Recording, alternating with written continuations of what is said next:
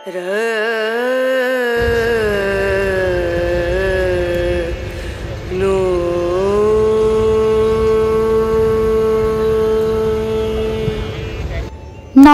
আমি দেবশ্রী ফিরে এলাম নতুন একটি ভিডিও নিয়ে। আজ চলেছি এমন এক তীর্থস্থানে যেখানে ভক্ত ও ভগবানের এক অপূর্ব মধুর লীলা আজও প্রত্যক্ষ করা যায়, যা দেখার জন্য প্রতি বছর লক্ষ লক্ষ ভক্ত সমাগম হয়। স্বয়ং ভগবান শ্রীকৃষ্ণ প্রতি বছর এখানে তাঁর পিতার শ্রাদ্ধ সম্পন্ন করেন, আর সেই শ্রাদ্ধকে কেন্দ্র করে এখানে প্রতি বছর বসে বিরাট মেলা। আশা করি এতক্ষণে অনেকেই বুঝে গিয়েছেন। আমরা চলেছি অগ্রদ্বীপে গোপীনাথের মেলা দর্শন করতে। আমরা গিয়েছিলাম মেলার চতুর্থ দিনে। ভিডিওটি আপনাদের সামনে আনতে বেশ কিছুটা বিলম্ব হওয়ার জন্য আন্তরিকভাবে দুঃখিত। পূর্ব বর্ধমান জেলার কাটোয়ার ২ নম্বর ব্লকের অন্তর্গত বহু প্রাচীন এই তীর্থক্ষেত্র অগ্রদ্বীপ। কিভাবে পৌঁছবেন এই অগ্রদ্বীপের গোপীনাথ মন্দিরে সেই বিষয়টি একটু বলে রাখি। হাওড়া থেকে ট্রেনে কাটোয়ার 3টি স্টেশন আগে অগ্রদ্বীপ স্টেশন। স্টেশনে নেমে অটো বা টোটোয় চেপে অগ্রদ্বীপ ঘাটে যেতে হবে। সেখানে রয়েছে যন্ত্রচালিত নৌকা। সেই যন্ত্রচালিত নৌকায় করে গঙ্গা পার হয়ে যেতে হবে এবং তারপরে অর্থাৎ গঙ্গা পেরিয়ে ঘাটে নেমে সেখান থেকে মন্দিরের দূরত্ব প্রায় 2 কিলোমিটার। আপনারা যদি গাড়ি নিয়ে যেতে চান তাহলে নৌকার মাধ্যমেও গাড়িটি পার করার ব্যবস্থা থাকে। বলা হয় বারাণসীতে গঙ্গা স্থানে যেরূপ পুণ্য হয় সেইরূপ পুণ্য হয় বারণীর দিন যদি অগ্রদ্বীপের গঙ্গায় স্নান করা যায়। আমরা চলে এসেছি গঙ্গার ঘাটে এবং গঙ্গা পার হয়েই যেতে হবে গোপীনাথজিউর মন্দিরে। যেতে যেতে এই অগ্রদ্বীপের গোপীনাথজিউ কিভাবে এখানে প্রতিষ্ঠা হলেন সেই কাহিনী আপনাদের শোনাব। আর বলবো কেন এখনো পর্যন্ত গোপীনাথজিউ প্রতি বছর তার পিতার শ্রাদ্ধ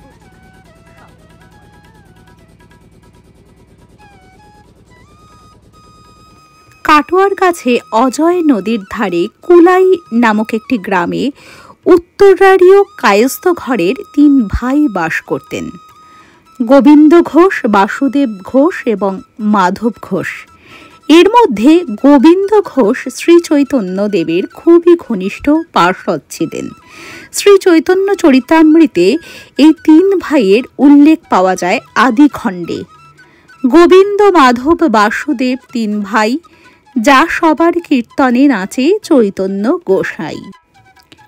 এই 3 ভাই অত্যন্ত সুকণ্ঠের অধিকারী ছিলেন এবং মধুর কীর্তন করতেন। একবার গোবিন্দ ঘোষ সহ আরও কয়েক পার্ষদকে নিয়ে চৈতন্যদেব বৃন্দাবনের দিকে যাত্রা করছিলেন। গঙ্গার ধার ধরে যেতে যেতে একটি গ্রামে এসে এক গৃহস্থের বাড়িতে তারা সকলে মিলে মধ্যাহ্নভোজ করলেন। তারপরে মহাপ্রভুর ইচ্ছা হলো একটু মুখ শুদ্ধি পেতে। সে কথা ব্যক্ত করার সাথে সাথে তার অতি অনুগত শিষ্য গোবিন্দ ঘোষ এক বাড়ি থেকে হরিতকি এনে মহাপ্রভুকে 1 টুকরো দিলেন এবং বাকিটা তিনি সঞ্চয় করে রেখে দিলেন। নিজের জন্য নয়, ভাবলেন প্রভু যদি আবার পরে কখনো মুখশুদ্ধি চায় তাহলে তিনি সাথে সাথেই দিতে পারবেন। পরের দিন আবার এক ভক্ত বাড়িতে মহাপ্রভু এবং তার বাকি পার্ষদ গোবিন্দ ঘোষ সকলে মিলে তারা মধ্যাহ্নের প্রসাদ সেবন করলেন এবং তারপরে মহাপ্রভু আবার ব্যক্ত করলেন তার হরিতকি সেবনের ইচ্ছের কথা। এবং তখন সাথে সাথেই গোবিন্দ ঘোষ যেহেতু আগের দিনে সঞ্চয় ছিল, তিনি সঞ্চয় করে রেখেছিলেন কিছুটা হরিতকি, সাথে সাথেই তিনি প্রভুকে হরিতকি দিয়ে দিলেন। ইচ্ছে জানানোর সাথে সাথে হর্তুকি হাজির দেখে মহাপ্রভু সবিস্ময়ে গোবিন্দ ঘোষকে জিজ্ঞাসা করল, এই হর্তুকি সে পেল কোথায়? তখন গোবিন্দ ঘোষ তাকে জানান যে আগের দিন যখন তিনি হর্তুকি সেবনের ইচ্ছে প্রকাশ করেছিলেন, তখন যে গৃহস্থের বাড়ি থেকে তিনি হরিতকি নিয়ে এসেছিলেন সেখান থেকে মহাপ্রভুকে এক টুকরো দিয়ে বাকিটা সঞ্চয় করে রেখেছিলেন, যদি পরে কখনো প্রভুর হর্তুকি সেবনের ইচ্ছে হয় তখন তাকে দিতে পারবেন, এই আশায়। এর পরবর্তী ঘটনা জানার আগে আমরা দর্শন করে নেব গোপীনাথজিউকে। নমস্কার, আমি দেবশ্রী, ফিরে এলাম নতুন একটি ভিডিও নিয়ে। আজ চলে এসেছি অগ্রদ্বীপে। আর এই সময় অগ্রদ্বীপ মানে সেই বিশাল মেলা, গোপীনাথের বিশাল বড় একটি মেলার আয়োজন হয়। সারা পশ্চিমবঙ্গের অন্যতম বৃহৎ মেলা এটি। এই মেলা কিন্তু ইতিমধ্যেই শুরু হয়ে গিয়েছে। এই মেলাটি অর্থাৎ গোপীনাথের মেলাটিকে অনেকে শ্রাদ্ধের মেলাও বলে থাকেন, কারণ এই মেলাটি একটি শ্রাদ্ধানুষ্ঠানকে কেন্দ্র করে হয়। আর কার শ্রাদ্ধ? এক পরম ভগবত ভক্তের শ্রাদ্ধ, যিনি গোপীনাথজিউকে নিজের পুত্ররূপে দেখতেন, তিনি তার সর্বস্ব মনে করতেন তাকে, এবং সেই কারণেই ভগবান তার পুত্রের মতোই তার শ্রাদ্ধ করেছিলেন এবং এখনও পর্যন্ত প্রত্যেক বছর শ্রাদ্ধ রীতিমতো গোপীনাথজিউ তার করে থাকেন। সেই ভক্ত হচ্ছেন গোবিন্দ ঘোষ। আমরা জেনে নেব সেই সম্পূর্ণ ইতিহাস। তার আগে চলুন আমরা গোপীনাথজিউকে দর্শন করে আসি। আজকে আমি যখন এসেছি সেই সময় বিগত 3 দিন আগেই মেলা শুরু হয়ে গিয়েছে। আজ এখানে দোল উৎসব পালিত হয়, সেই সমস্তটাই আপনাদের ঘুরে দেখাবো। তবে আসুন আমার সাথে দর্শন করে নেবেন অগ্রদ্বীপের গোপীনাথজিউকে।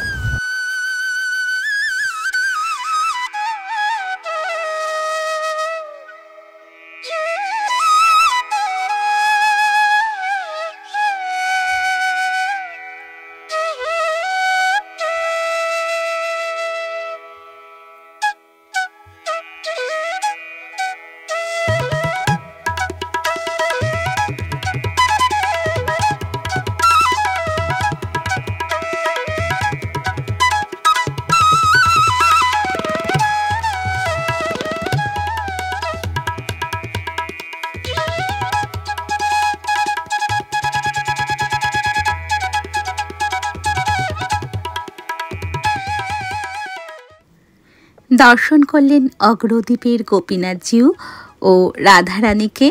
রাধারানী অষ্টধাতুর এবং গোপীনাথজিউ প্রস্তর নির্মিত, কোষ্ঠী পাথরের নির্মিত। আমরা ফিরে যাব সেই কাহিনীতে, যে কাহিনীটি আপনাদের বলছিলাম কিভাবে এখানে অর্থাৎ অগ্রদ্বীপে গোপীনাথজিউ প্রতিষ্ঠিত হলেন। মহাপ্রভু ইচ্ছে ব্যক্ত করার সাথে সাথে যখন গোবিন্দ ঘোষ হরিতকি এনে উপস্থিত করলেন, তখন মহাপ্রভু বেশ কিছুটা বিস্মিত হয়ে গোবিন্দ ঘোষকে জিজ্ঞাসা করলেন, এই হরিতকি তুমি পেলে কোথায়? গোবিন্দ ঘোষ মহাপ্রভুকে জানালেন যে গতকাল যখন প্রভু তার কাছে মুখশুদ্ধি ইচ্ছে প্রকাশ করেছিল, মুখশুদ্ধি পাওয়ার জন্য, তখন তিনি যে গৃহস্থের বাড়িতে মুখশুদ্ধি চাইতে গিয়েছিলেন তারা বেশ কয়েকটি হরিতকি তাকে দিয়েছিল। সেখান থেকে একটি গতকাল তিনি প্রভুকে দিয়েছিলেন এবং বাকি কটি হরিতকি সঞ্চয় করে রেখেছিলেন, যদি পরবর্তীকালে কখনো প্রভুর হরিতকি সেবনের ইচ্ছে হয় তখন যাতে সাথে সাথে তিনি বের করে দিতে পারেন, সেই কারণেই তিনি কয়েকটি হরিতকি সঙ্গে করে রেখে দিয়েছিলেন। মহাপ্রভু এই কথা শুনে শান্ত কণ্ঠে বললেন, সে কি, তোমার তো এখনো সঞ্চয় বা শোনা যায়নি, তুমি সন্ন্যাসী হবে কি করে গোবিন্দ? তুমি বরং এই স্থানেই থেকে যাও, বিবাহ করে সংসারী হও। মহাপ্রভুর মুখনিসৃত এই কথা শুনে গোবিন্দ ঘোষ অত্যন্ত শোকাহত হয়ে পড়লেন এবং তিনি প্রভুর কাছে অনুনয় বিনয় করে বলতে লাগলেন যে তিনি তার নিজের জন্য সঞ্চয় করেননি, প্রভুর সুখের কথা চিন্তা করে তার সেবার জন্যই তিনি সেই হরিতকিগুলো সংগ্রহ করে সঞ্চয় করে রেখেছিলেন। মহাপ্রভু তখন তাকে বুঝিয়ে বললেন সেটাও এক ধরনের সঞ্চয়, সেটাও স্বার্থের কথা ভেবেই সঞ্চয় করা।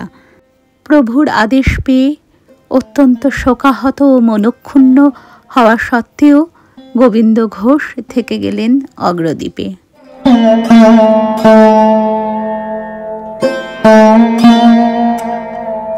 এরপর বেশ কিছুদিন কেটে গিয়েছে। একদিন গঙ্গা স্নান করতে গিয়ে গোবিন্দ ঘোষের মনে হলো তার পায়ে যেন কিছু ঠেকল।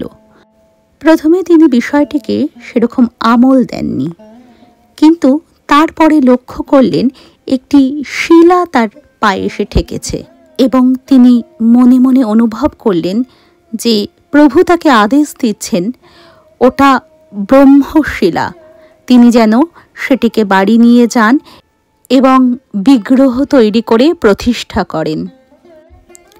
সেই মতোই গোবিন্দ ঘোষ সেই শিলাটিকে নিয়ে আসেন এবং অগ্রদ্বীপের খুব কাছে দুটি গ্রাম আছে, যে গ্রাম দুটি কিন্তু ভাস্কর্য শিল্পে খুবই উন্নত। একটি হলো দাইহাট, যেখানে পাথরের মূর্তি শিল্পের জন্য বিখ্যাত, এবং আরেকটি গ্রাম হলো নতুন গ্রাম, যেখানে কাঠের ভাস্কর্যের জন্য যে গ্রামটি বিখ্যাত। যাই হোক, দাইহাটের শিল্পী তৈরি করলেন গোপীনাথের অপূর্ব সুন্দর এই প্রতিমা।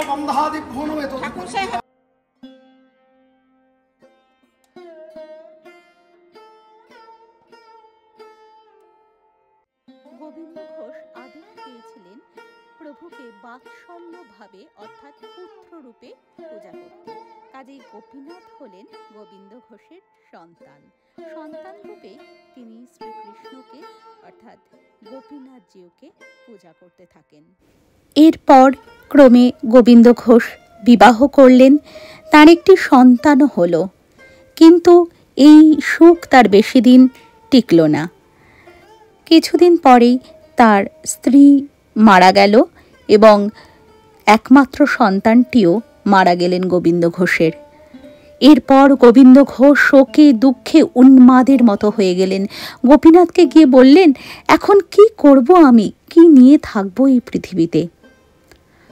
গোপীনাথ আদেশ দিলেন, আমি চাই তুমি একনিষ্ঠভাবে আমারই পুজো করো। কিন্তু গোবিন্দ ঘোষ সাময়িকভাবে মায়াচ্ছন্ন হয়ে পড়েছিলেন। আসলে এই মায়াটুকু সংসারের প্রতি তার রয়ে গিয়েছিল, সেটি অন্তর্যামী মহাপ্রভু জেনেই তো তাকে এই মায়ার বন্ধনে কিছুকাল থাকতে বলেছিলেন এবং সেটিকে ছিন্ন করার জন্য প্রভু যা করার দরকার তাই করেছিলেন। কারণ মায়ার এই বাঁধন ছিন্ন না হলে তো পরমেশ্বরকে প্রাপ্ত হওয়া যায় না। শোকে বিহ্বল হয়ে গোবিন্দ ঘোষ অভিমানের স্বরে তার ইষ্ট গোপীনাথজিউকে জানায় যে তার দরকার নেই জীবন ধারণের, উপবাস করে সে শরীর ত্যাগ করবে, কারণ প্রভুর কথাই সে সংসার ধর্ম গ্রহণ করেছিল। তিনি বলেন যে একে একে আমার স্ত্রী পুত্র সকলকে তুমি নিয়ে নিলে, তোমার সেবা পুজো আজ থেকে বন্ধ, নিজেও খাবো না, তোমাকেও খেতে দেব না, আত্মঘাতী হব, দেখি তোমার কি বিচার। ভক্তবৎসল গোপীনাথজিও তখন তাকে বললেন, তোমার কি দয়া মায়া বলে কিছুই নেই গোবিন্দ? এক ছেলে চলে গেছে বলে তুমি আরেকটি ছেলেকেও না খাইয়ে শুকিয়ে মারবে? গোবিন্দ বললেন, তুমি কি আমার ছেলে?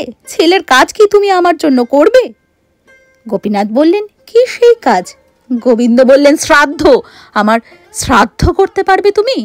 ছেলে বেঁচে থাকলে সেই তো আমার শ্রাদ্ধ করত, আমি মারা গেলে তুমি কি তাই করবে? পরম ভক্তবৎসল পতিত পাবন শ্রীহরি গোবিন্দ গোপীনাথজিউ তার ভক্ত গোবিন্দ ঘোষকে জানালেন, আমি তোমায় কথা দিলাম, তুমি তো আমায় পুত্র রূপেই দেখো, সেই রূপেই সেবা করো। তোমার মৃত্যুর পর আমি তোমার শ্রাদ্ধ করব।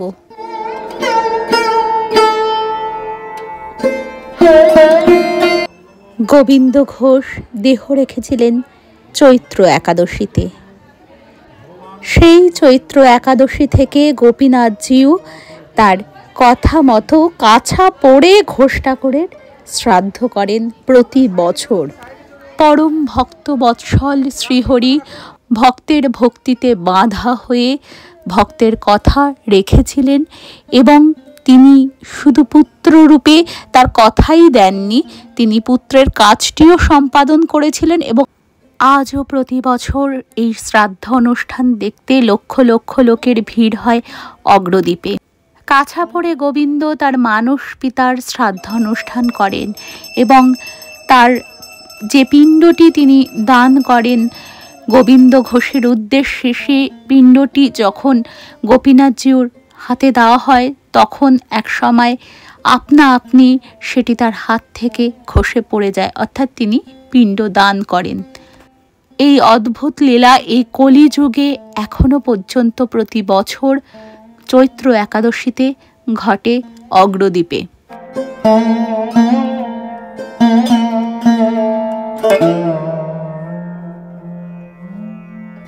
গোবিন্দ ঘোষের পুত্রের মৃত্যুর ঘটনাটিও বেশ রোমহর্ষক। সেই ঘটনাটিও গোপীনাথজিউর একটি অদ্ভুত লীলার দ্বারাই সংঘটিত হয়েছিল। তখনকার ব্রাহ্মণদের একটি প্রথা ছিল যে 5 ঘর ভিক্ষা করে প্রভুকে ভোগ নিবেদন করে তারপর প্রসাদ পাবেন। তো একদিন গোবিন্দ ঘোষ ভিক্ষা করতে বেরিয়েছেন এবং তার পুত্র গোড়াচাঁদ, তিনি যেহেতু গৌরাঙ্গ মহাপ্রভুর ভক্ত ছিলেন তাই তার পুত্রের নাম রেখেছিলেন গোড়াচাঁদ। সেই গোড়াচাঁদকে বলেছিলেন তিনি যেন গোপীনাথজিউকে সেবা দেন। শিশু গোড়াচাঁদ তার পিতার কথা মতো গোপীনাথজিউকে ভোগ নিবেদন করেন। তার শিশু মনে তখনও পর্যন্ত অতটা বোধ ছিল না, তাই তিনি ভেবেছিলেন ভগবান হয়তো ভোগ প্রসাদ সহস্তে গ্রহণ করেন। তাই তিনি গোপীনাথজিউকে বলতে থাকেন যে তাড়াতাড়ি খেয়ে নাও, না হলে বাবা এসে কিন্তু আমাকে প্রচণ্ড বকবে। যখন গোপীনাথজিউ ভোগ গ্রহণ করছেন না তখন কপট রাগ দেখিয়ে বালক তাকে বলে যে এখনো যদি তুমি ভোগ গ্রহণ না করো তবে লাঠি দিয়ে তোমার মাথা ফাটিয়ে দেব। বালকের হৃদয়ের এই অমলিন প্রেম দেখে প্রভু তৎক্ষণাৎ প্রকট হন এবং তিনি ভোগ গ্রহণ করেন। আর গোড়াচাঁদকে বলেন এই কথা যেন সে কিছুতেই বাইরে প্রকাশ না করে, এমনকি তার পিতা মাতার কাছেও না জানায়। গোড়াচাঁদ সম্মত হয়। তার কিছুক্ষণ পরেই ফিরে আসে গোবিন্দ ঘোষ। গোবিন্দ ঘোষ ফিরে আসার পর গোড়াচাঁদের মা অর্থাৎ গোবিন্দ ঘোষের স্ত্রী তার পুত্রকে বলে গোপীনাথজিউর ভোগ প্রসাদ নিয়ে আসতে, কারণ তার বাবা সারাদিন ভিক্ষে করেছেন, এবার তিনি ভোগ প্রসাদ গ্রহণ করবেন। গোড়াচাঁদ উপায় না দেখে স্বীকার করে ফেলে যে ভোগ প্রসাদ নেই, তা গোপীনাথজিউ নিজে গ্রহণ করেছেন, সবটাই তিনি গ্রহণ করেছেন। বালকের কথায় পিতামাতার বিশ্বাস হয় না, তারা প্রচণ্ড ক্ষুব্ধ হন এবং ভাবেন যে তার পুত্র মিথ্যে কথা বলছে। পরের দিন আবার গোবিন্দ ঘোষ যথারীতি ভিক্ষা করতে যান এবং গোড়াচাঁদকে গোপীনাথজিউর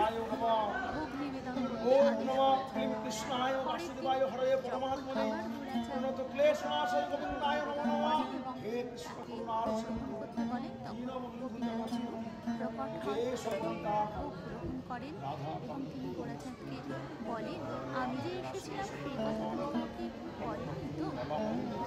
তখন বলে এবং বলে মা বাবা তাই তিনি সমস্তটা বলে দিয়েছেন। তখন গোপীনাথজিউ তাকে জানান কাজটা তুমি ভালো করনি, কারণ তিনি আগের দিনই জানিয়ে দিয়েছিলেন যে গোড়াচাঁদ যদি এই কথা প্রকাশ করে তাহলে সে আর ধরাধামে থাকতে পারবে না। আর এই বার্তালাপ বাইরে থেকে গোবিন্দ ঘোষ সম্পূর্ণ শুনে ফেলে। তখন সে বুঝতে পারে যে তার পুত্র মিথ্যে কথা বলে। তিনি যখন মন্দিরের কপাট খুলে ভিতরে প্রবেশ করতে যান তখন দেখেন যে তার পুত্র গোড়াচাঁদ মুখে রক্ত উঠে মৃত অবস্থায় পড়ে রয়েছে। এই শোকে তার মা অর্থাৎ গোবিন্দ ঘোষের স্ত্রীও মৃত্যুবরণ করে। তারপরেই ঘটে সেই ঘটনা। গোবিন্দ ঘোষ শোকবিহ্বল হয়ে গোপীনাথজিউর কাছে বারংবার তার নিজের মৃত্যু কামনা করতে থাকে। তিনি জানান যে তিনি আর ধরাধামে থাকতে চান না, তাকেও যেন গোপীনাথজিউ মুক্তি দেন, কারণ তার আর কেউই রইল না। এরপরে গোপীনাথজিউ তাকে কথা দেন যে তিনি যেহেতু অর্থাৎ গোবিন্দ ঘোষ যেহেতু গোপীনাথকে পুত্রের মতো সেবা করেন, তাই গোপীনাথও তাকে পিতার মতোই দেখেন, অর্থাৎ তিনি তার মানস পিতা। তার শ্রাদ্ধানুষ্ঠান তিনি সম্পন্ন করবেন, সেটি গোবিন্দ ঘোষ।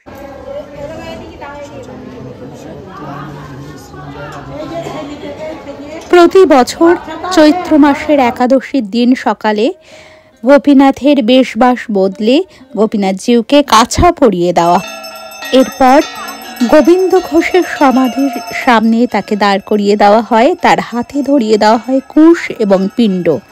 হাত থেকে পিণ্ড স্খলিত হয়ে আস্তে আস্তে পড়ে যায়।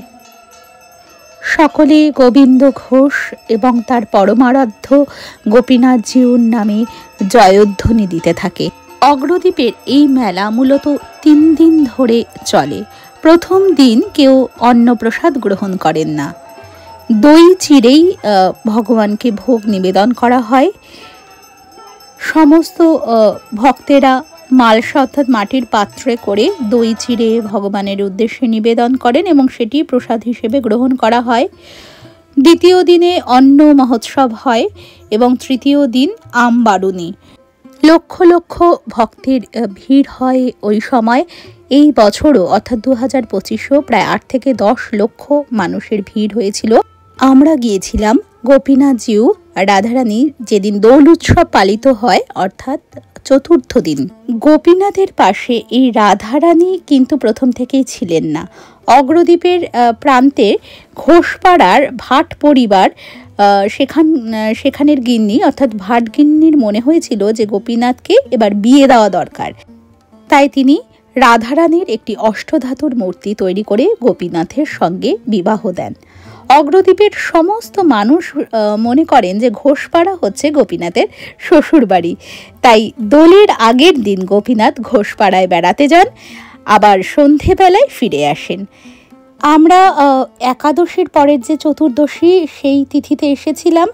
এখানে স্থানীয় লোকজন এই দিন গোপীনাথ ও রাধারানীকে দোল মঞ্চে নিয়ে এসে দোল খেলেন। আপনারা তো সেই দৃশ্য দেখলেন, এই জন্যই গোপীনাথজি ও রাধারানীর চরণে আপনারা আবির দেখেছিলেন। এই চতুর্দশীতে দোল খেলা হয়। সকাল সকাল আমরা চলে এসেছি, সেজন্য মেলায় ভিড় একটু কম আছে, কারণ গত 3 দিনে প্রচণ্ড ভিড় ছিল। 8 থেকে 10 লক্ষ লোকের জমায়েত হয়েছিল এই অগ্রদ্বীপে। সকাল বলে মেলার এই স্থান একটু ফাঁকা আছে, এরপরে ধীরে ধীরে ভিড় বাড়তে থাকবে। এই সময়টি নির্বাচন না করলে আপনাদের সামনে হয়তো এই ভিডিওটি উপস্থাপন করা সম্ভব হতো না, কারণ যে পরিমাণ ভিড় এখানে থাকে সেই ভিড়ে ভিডিও করা সত্যি খুবই কষ্টকর হয়ে যায়। আপনারা অবশ্যই যারা এখনও পর্যন্ত অগ্রদ্বীপের এই গোপীনাথের মেলায় আসেননি তারা অবশ্যই আসবেন। আর একাদশীতে এলে সেই অপূর্ব দৃশ্য আপনারা দেখতে পারবেন, কিভাবে গোপীনাথজিও গোবিন্দ ঘোষের শ্রাদ্ধ করেন। এখনও পর্যন্ত ভক্ত ও ভগবানের এক অদ্ভুত লীলা। মেলাটি একটু ঘুরে দেখার পরে আপনাদের নিয়ে যাব গোবিন্দ ঘোষের সমাধি মন্দিরে। এখান থেকে কিছুটা দূরে গোবিন্দ ঘোষের সমাধি মন্দির এবং গোপীনাথজিউর মন্দিরও সেখানে আছে, কারণ এই যে স্থান যেখানে দোল খেলা হয় সেখানে সেই মন্দিরে কিন্তু গোপীনাথজিউ সচরাচর সব সময়ের জন্য থাকেন না, তিনি থাকেন বিরাজ করেন যেই মন্দিরে, সেই মন্দিরটি আপনাদের দেখাবো। তার আগে আপনারা মেলাটি একটু দর্শন করুন।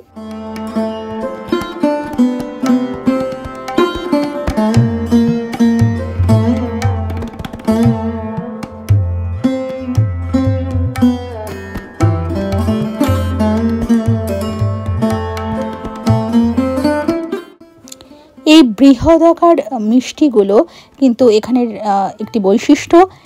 এই অগ্রদ্বীপের গোপীনাথের মেলা উপলক্ষে এই অত্যাধিক বড় বড় এই মিষ্টি তৈরি হয়। এই মিষ্টির দাম 500-1000 টাকা থেকে শুরু করে 2000 টাকা পর্যন্ত রয়েছে। এই মিষ্টিগুলো স্বাভাবিক মিষ্টির তুলনায় অনেকটাই বড় হয়। এবং এই মিষ্টি দোকানে বিক্রেতার কাছ থেকে আমরা জানতে পারলাম এই মিষ্টি কিন্তু পড়ে থাকে না, খুব সহজেই বিক্রি হয়ে যায় এই মিষ্টি।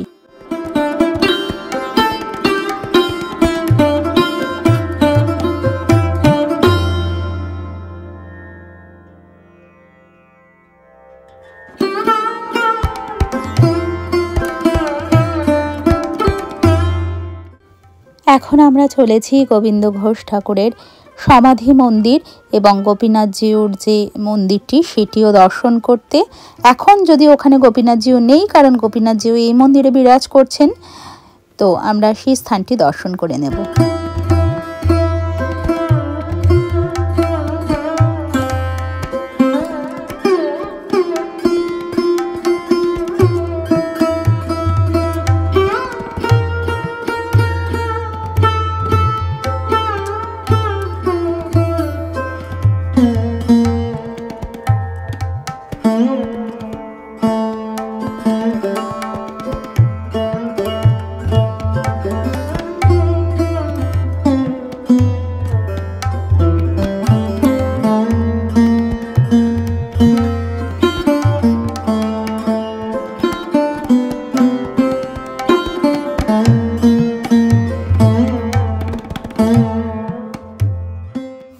আমরা চলে এসেছি সেই মন্দির প্রাঙ্গণে।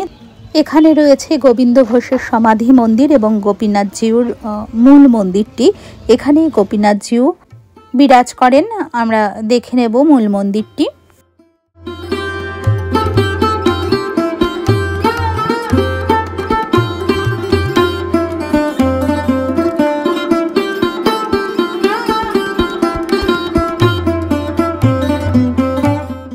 মহাপ্রভু এবং গোবিন্দ ঘোষের একটি ছবি এখানে আপনারা দেখতে পাচ্ছেন, আর রয়েছে গোপাল,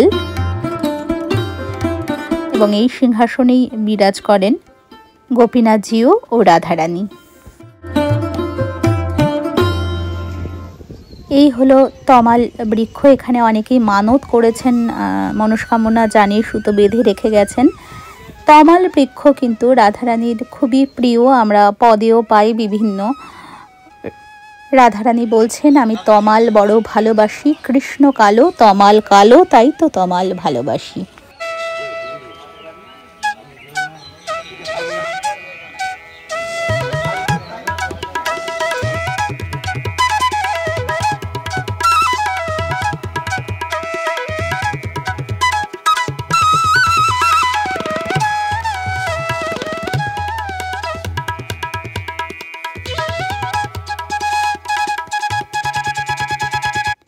এখানে একটি শিব মন্দিরও আছে, যদিও এখনও সাময়িকভাবে বন্ধ আছে এই শিব মন্দিরটি।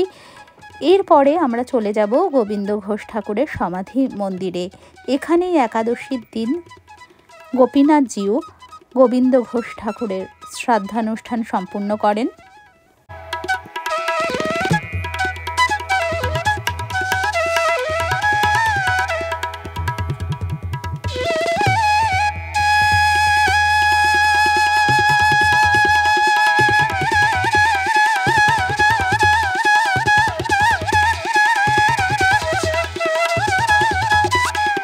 এখানেই ইচ্ছা করলে আপনারা ভোগ গ্রহণ করতে পারবেন। আমরা ভোগ গ্রহণ করেছিলাম। এই হলো ভোগের কুপন। আপনারা কেউ যদি আসতে চান, এখানে একটি নাম্বার দেওয়া আছে, সেখানে আপনারা যোগাযোগ করে নিতে পারেন। যোগাযোগ করে কখন কিভাবে ভোগের জন্য যোগাযোগ করতে হবে, কুপন কাটতে হবে, এই নাম্বারে যোগাযোগ করলে বলে দেওয়া হবে।